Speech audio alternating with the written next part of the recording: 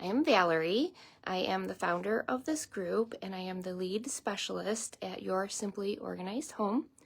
And I'm here today to give you a challenge for the week. I would like you to listen to your piles. What I mean by this is they're telling you how to organize. Your piles are telling you how to organize. And I'm going to give you a quick example of that. We are right now in my daughter's room.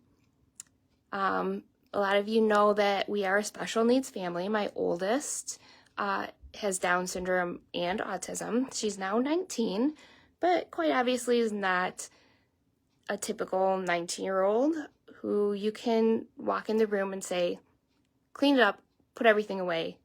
And for the most part, they'll do it, right? And they know what to do, where to put things. She is not that person. She sees no reason why things can't be all over the floor, no reason why things can't be all over the place, does not know why we can't just have all of our clean clothes sitting in a laundry basket together. These things just, you can't spark importance to her. One great thing is she is independent in a lot of things like getting herself dressed. It's so awesome. However, every time she pulls a shirt out of the closet, the hanger drops straight to the floor.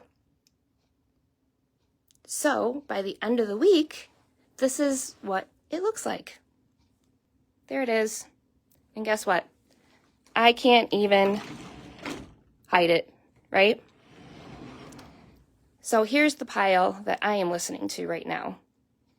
In my simple solution, what I have shown her to do is instead of just dropping it on the floor right here, all she has to do is drop it back there in the bin.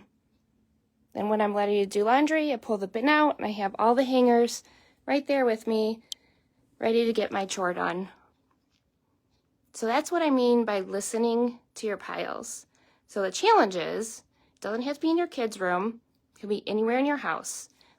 Kitchen counter, the nightstand by your bed, maybe you have your chapstick and your water and your jewelry all out on your nightstand. Or we all have that spot in the kitchen where things just get dropped, left for later.